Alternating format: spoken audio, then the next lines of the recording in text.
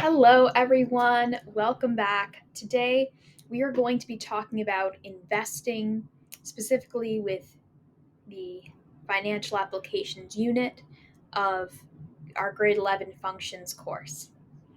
So, let's first talk about what an annuity is. An annuity used to invest is when a person makes a series of equal deposits or payments at regular intervals. This is different from what we talked about earlier. Earlier, we kept talking about having a lump sum. Let's say we put into our account $5,000 now. How much will we have in 10 years? Or if I want to have $10,000 in 10 years at this interest rate, compounded annually, how much do I have to put in now? That kind of stuff. However, that's not always a realistic approach for everybody. What's often a more realistic approach is I'm going to make a series of payments. So, for example, rather than somebody having $1 million to purchase a house today, it's a lot more it's a lot more doable for people to put down some amount of that now, put down a down payment, and then make a series of equal deposits, right? Pay that off that mortgage little by little. Another example is rather than just expecting someone to have $50,000 to invest, which most people don't have that lying around, let's be honest, a better approach could be for someone to say, okay, I'm going to put $1,000 aside every month towards my investments to invest for the future. If I do that for 50 months or for 100 months or however many months, then how much money will I have after this many months or this many years or whatever it might be, right? So it's often more realistic for people to make the series of deposits, right, to pay a certain amount towards a certain goal each month, as opposed to just having the money automatically, right? Because what do you do if, let's say, you need to get to $18,000 in 3 years from now, and you find out, oh, well, that means I need to make a deposit of $14,000 a day. Well, what do you do if you don't have that $14,000? What if you can't just make that deposit today? That's why this is useful. That's why this is a useful tool to know, and that's why we're learning about it. So here's an example. John deposits $50 at the end of each month into an annuity for 2 years. The regular payment is $50, while the regular interval is 1 month, and the total number of payments is 24, right? Because let's say he's depositing $50 at the end of each month for 2 years. Well, he's going to be doing that 24 times, right? Because it's once per month, right? 12 months, 2 times. All right, and it's also similar to compound interest, as interest is continually added to the principal in this case, and that goes for whether you're borrowing or whether you are investing the money. However, it's different because with an annuity, the investor is adding money to the principal consistently at regular intervals, right? The constant adding money to the principal allows the investment to grow much faster as interest and additional money are added to the principal. So instead of just saying, okay, here's our lump sum, let's add interest. There's principal and interest being added every compounding period, right? Or whatever our regular interval happens to be. So this formula is the formula we use for this value. FV is for future value, so the amount we will have in the future after n number of compounding periods. R is the regular payment, so the payment we're making every month or every year or every week or however often we're making the payment. R is the interest rate, so same kind of thing as before, same interest rate. And then N is the number of compounding periods. So not necessarily the number of years, right? If it's compounded annually, then yes, it would be the number of years. However, if it's not compounded annually, then the number of compounding periods and the number of years are going to be different. And we have to make that conversion to find out how many compounding periods are there.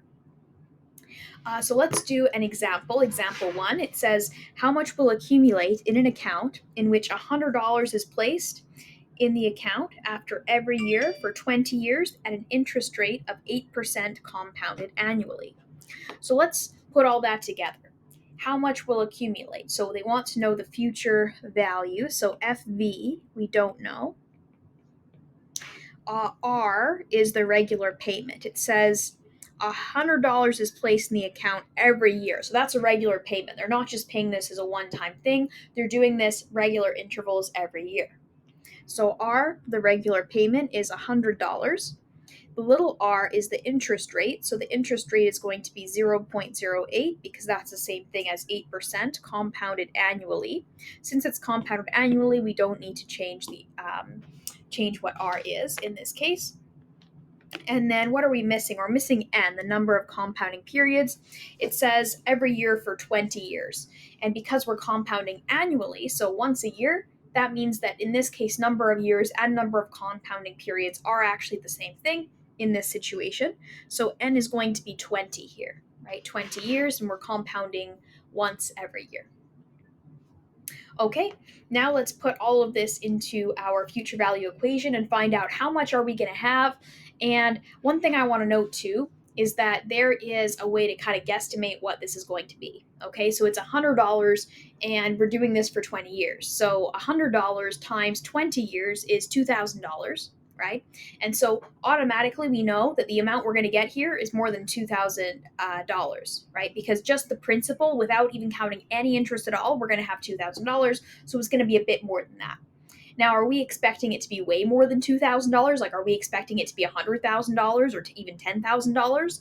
Probably not. Probably not, especially considering that the $2,000 that's going to be in our principal, we're not even investing it all in the beginning. We're just investing $100 each year in the beginning, right? And so, of course, it'll add up and the interest will still accumulate on. However, not as quickly, right? It's a lot more of the money is going to be coming from the principal than from the interest as compared to the other examples we've done in previous days. So that said, we're expecting something that's a bit more than $2,000. So let's see what that ends up being. So future value is equal to 100 times 1 plus r, so 1.08 to the power of n, which is 20, minus 1, over r, which is 0.08. Okay, so let's grab a calculator. Let's find out what that is. 1.08 to the power of 20, subtract 1 times 100, divide by 0.08. Okay, so that's going to be $4,576.19. That's interesting. That is a little bit more than what I was expecting because we did actually more than double the money we put in the principal overall. So that is a pretty good deal. I'm happy with that. Very good. Okay, awesome. So that is our answer for this one. Let's move on to the next one. All right, so it's time to move on to example 2. Here it says, how much has accumulated in an account if $10 is placed in the account each week for 2 years at a rate of 9% compounded weekly? So let's figure out what that is. So FV is the amount accumulated, so that's going to be question mark. We don't know what that is yet. R, the big R, is the regular payment, so that's $10. Small r is the interest rate, so that's going to be 0.09 divided by 52 because it is being compounded weekly. So that's something we have to keep in mind. So if we divide by 52, that's going to, actually I'm going to move this down here, that's going to be about 0.00173, right? So very low rate. However, keep in mind this happens every week, and so if it was going to be a larger number, then it would be too fast. And n is the number of compounding periods. So because this is being compounded weekly and there's 52 weeks in a year, and this is happening for 2 years, that means that 104 is the number of compounding periods, right? This is going to compound 104 times because it's going to compound every single week for 2 years, right? Or every single week for 104 weeks, we could think of it as well. So this is going to compound a lot. Okay, so with that said, let's figure out how to solve it. FV is equal to 10 times 1 plus r, so 1.00173 to the power of 104 divided by, or sorry, I wrote this down wrong. It should be to the power of 104 and then minus 1, like that, and then divided by r, so 0.00173. So all we need to do now is type that into a calculator, and we'll write a nice conclusion statement as well there.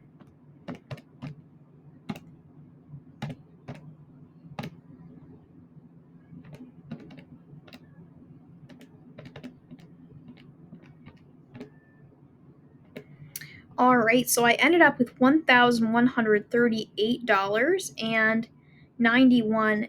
So let's just make sure that makes sense. So if it's $10 that we're putting in and we're getting 104 payments times 104, just the principal would be $1,040. So we know that it's got to be more than that, right? So it's got to be more than that.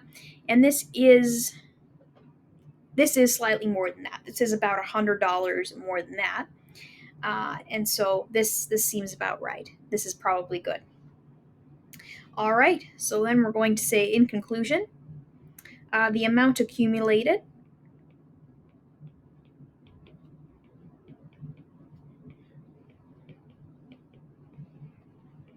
is $1,138.91. Awesome. Very good.